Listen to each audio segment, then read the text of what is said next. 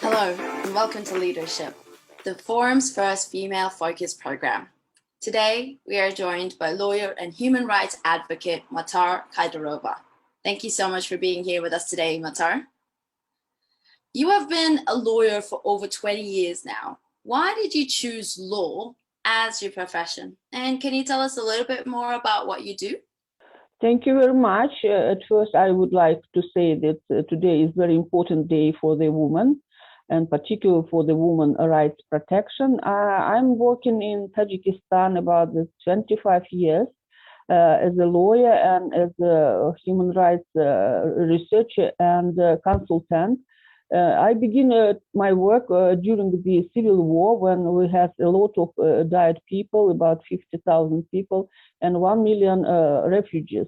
So it was very important time to protect women and children during the civil war. Later, we work with the women NGOs who are begin to provide the social protection for the women and children. I would like to say that in 1998, I began to work as a lawyer under the USAID project, International Center of Non-Commercial Legislation. We say the International Center for Non-Profit Law, which provide the legal environment for the civil society space in Tajikistan as well in Central Asia.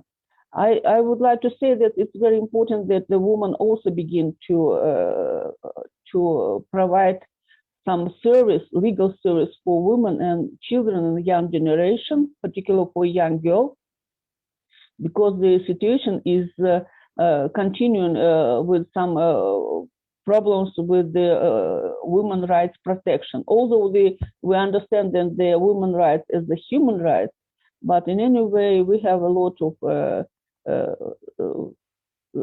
opportunities and needs in providing assistance to the women.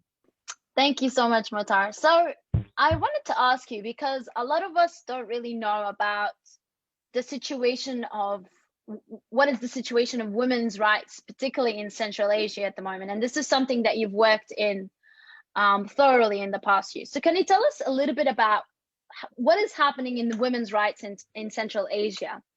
And what are your views of what should happen in that space? You know that we have the many opportunities provided by the, for example, government in Tajikistan, and we can say that government tried to include women to the public space.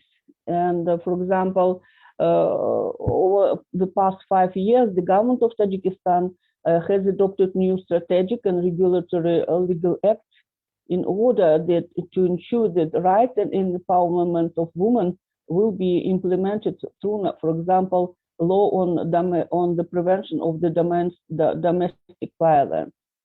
So, and there are many annual president grants to support women entrepreneurs and use the quotas for the girls from remote rural areas when they entered to the higher education institution. But at the same time, in the practice, we have some discrimination against women. For example, not directly, but indirectly, they don't have the number of the women who studied in the higher university. For example, if we speak about the Soviet Union, we have the 75% of the women had the higher education, and just now become less than 50%. They have less opportunities to the sphere of the labor or employment, education, or for example, limited access to resources and other areas. And of course, it's a need to provide the more opportunities for women in my country. And I can say that they have also need to give them some opportunities with the education, labor, providing labor rights, as well as, for example, to promote the efforts to include women voices in all of stages of the planning or implementation of the national strategy of the economical development. We can just now have the gender gap in the labor force participation, for example, for the women, or for example, low employment rates or pay scales, or for example, equality of employment. We have this most problems with the labor relation of the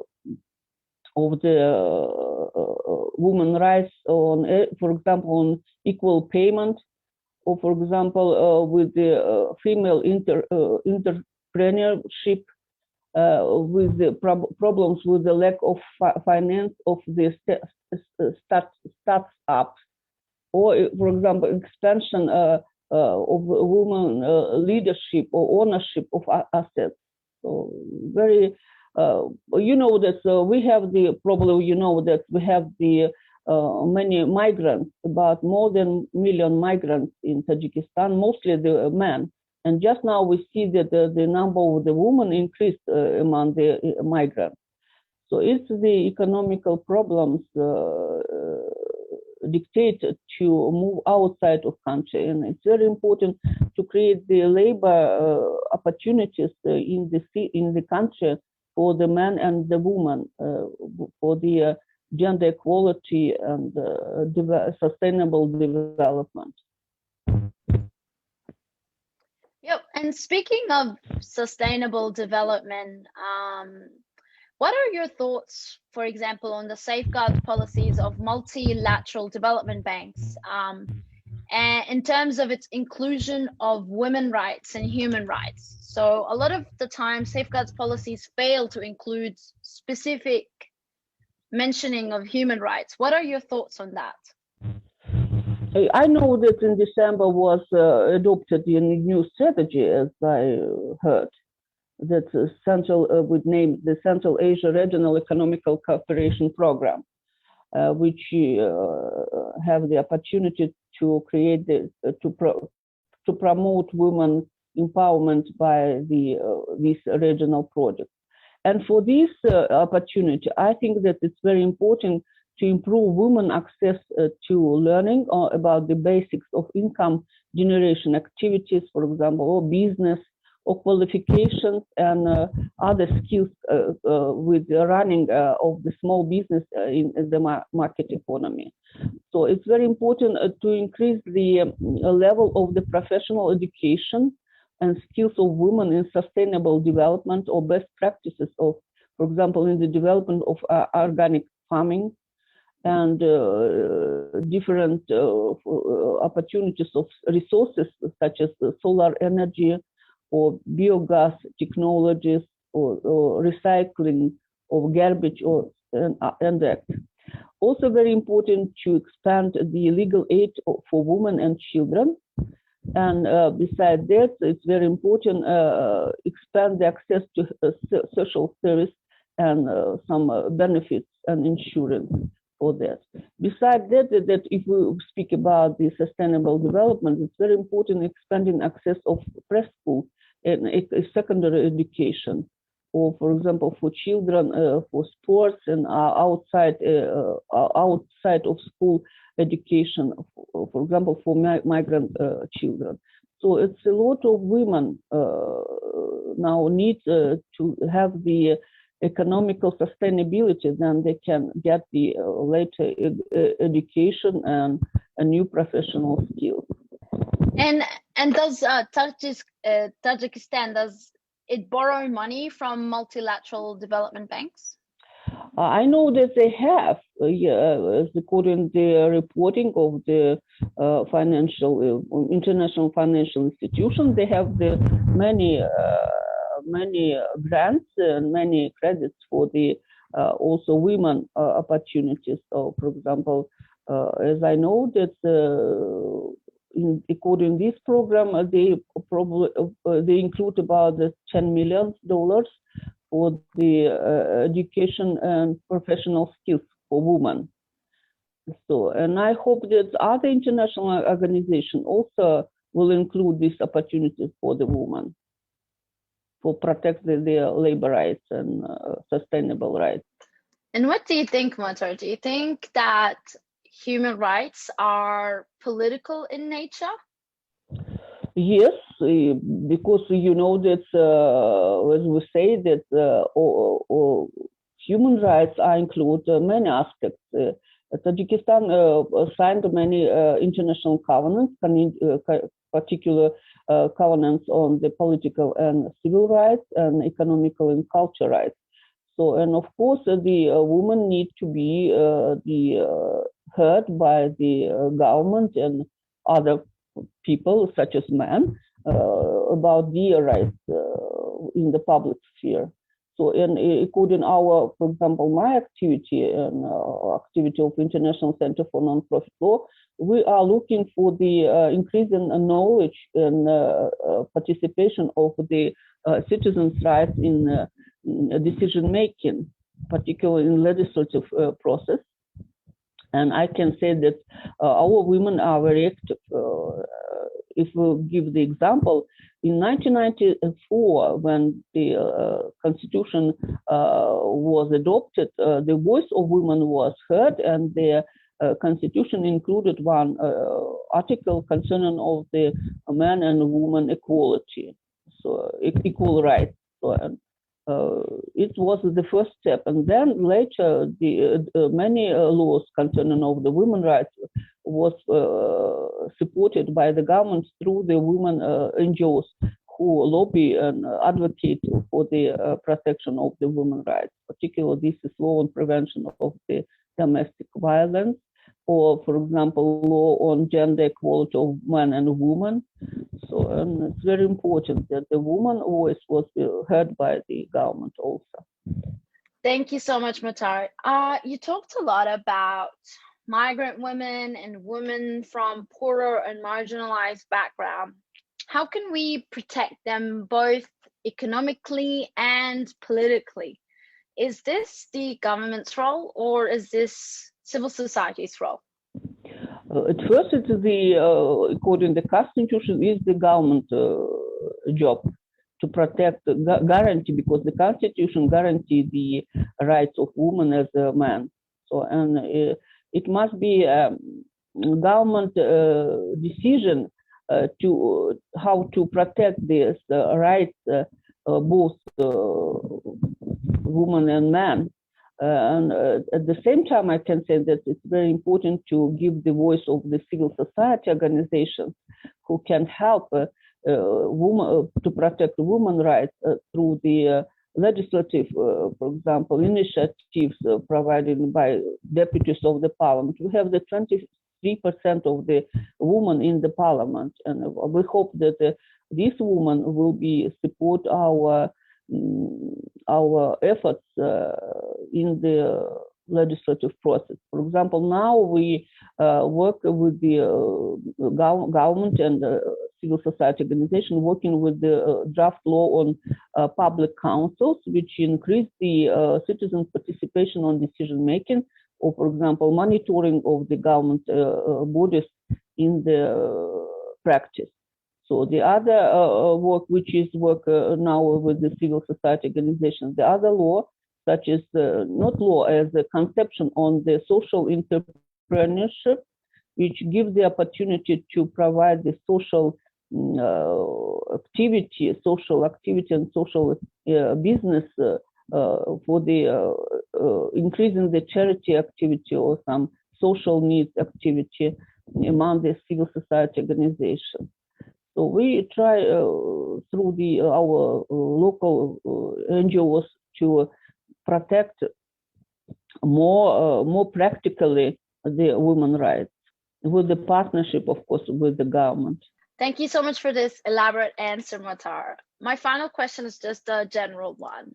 Since it's International Women's Day and Week, a lot of the attention is on women and young girls. And I just wanted to ask if you have any advice to share with us today, particularly to women and girls who are aspiring to get into a similar career like yourself in the legal field. so, I told that during the Soviet Union, we had the more opportunities for women for the free charge of education. And we had the many women who are working, have the labor rights, and we have a lot of the kindergarten when the children went there when their women, mothers are working. So now we have seen the several opportunities and several needs for the woman. For example, first is the economical rights, increasing income generation for them. The secondly, free of charge the education and free of charge of the health and social services. And also, it's very important to have the opportunity for the children when the woman will be working in some business or had the labor activity, because the children, this is the next generation, which must get the more knowledge and more opportunities for future life. So, and I think that's very important. Also include the woman voice in the political life or public life. In rural areas, it needs to increase the local community initiatives. When the women will participate in the local activity, social activity, or political activity, we try now to work with the woman who wants to be as public persons and provide them knowledge, particular women NGOs, provide them knowledge how they can work in the public spheres and include to the political life. Thank you so much. That's really great advice. Do you have any final words to share with us today here as women to women? Yeah, at first, I think that they need to have the secondary school education.